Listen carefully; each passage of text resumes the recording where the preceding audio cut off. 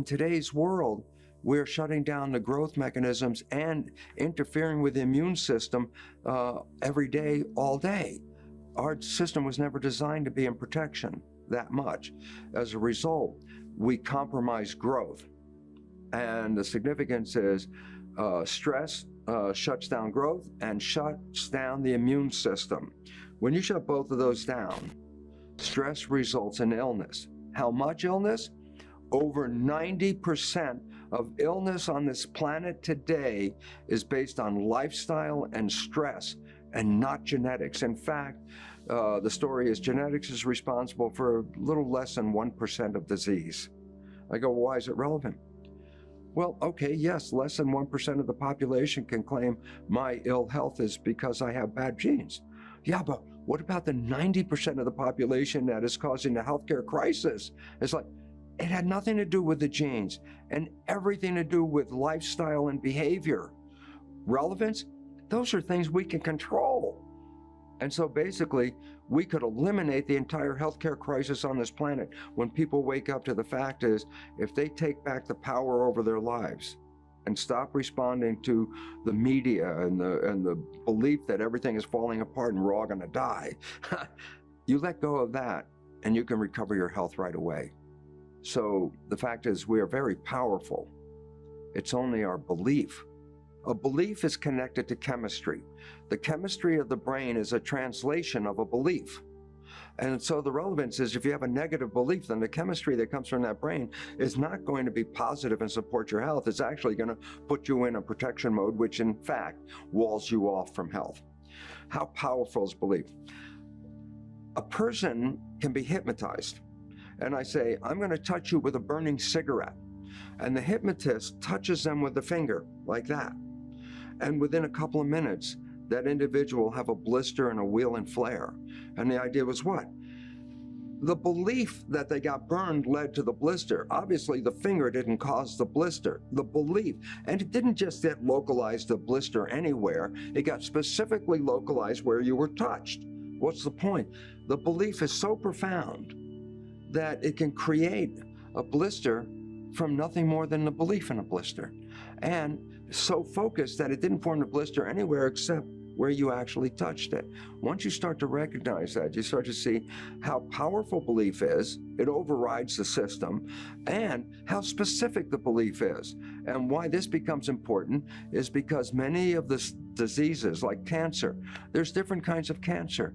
And different parts of the body. It's like, it's not an accident or coincidence that a cancer is in different parts of the body. It's related to the belief of those individuals where that cancer is going to show up. And so basically, we have to let people know how powerful they are, because their thoughts are going to take whatever that belief is and manifest it to become a reality, whether it's a belief of a blister or the idea of cancer. If you believe you're going to have cancer, you can create cancer. In fact, less than 10% of cancer is based on heredity. 90% of cancer is based on lifestyle and belief. So we have to give people back power. The system's unfortunately designed is to take advantage of people by disempowering them, by saying you have no control over these things, and therefore we are going to rescue you. You're a victim, and we, the pharmaceutical industry, is going to rescue you from this victimization. And the truth is this: if you're a victim, it's nothing more than a victim of your belief, and that you can change. If you have negative beliefs about life, if you have a belief that you're going to get a cancer even, or some disease, or that life isn't going to work out, well, that will be your manifestation. So the idea is, what beliefs do you want? What world do you want? And the relevance about that is, when you fall in love, for example, you want this love. And I say, and look how your life changed in a minute from falling in love from what it was before. So the reality is, a vision can manifest, But that vision has to be in control. And if it's a conscious vision, this is where we create from. Conscious is wishes, desires, aspirations. So if I ask you, what do you want from your life? The answer comes from the conscious mind. Then I say, yeah, but here's the problem.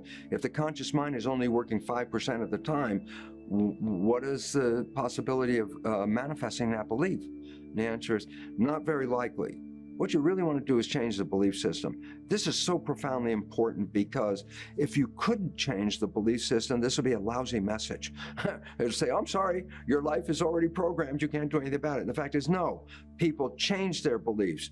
And when they change their beliefs, they empower themselves.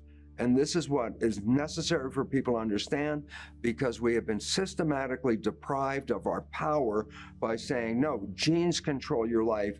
You don't control the genes. And when you believe that, then any story about your genes will now manifest because you bought the belief.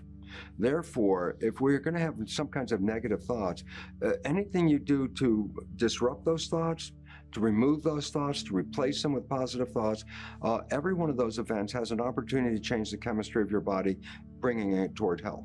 Interesting point, Dean Ornish, a physician in San Francisco, wonderful study. He worked with prostate cancer patients.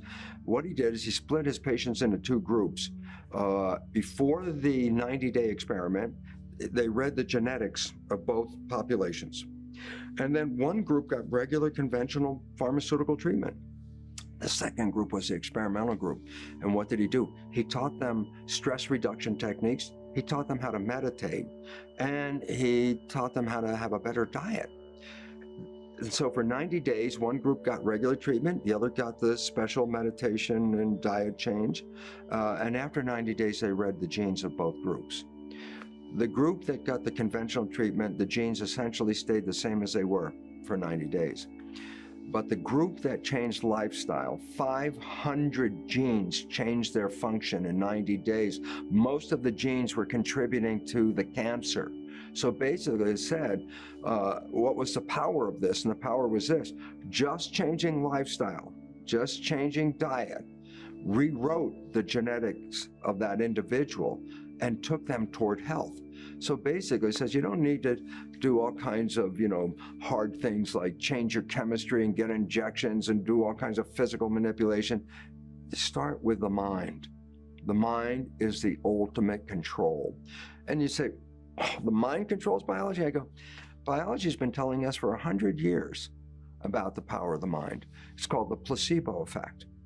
And the placebo effect is, oh, here's this powerful drug that can cure, this powerful drug can cure your disease.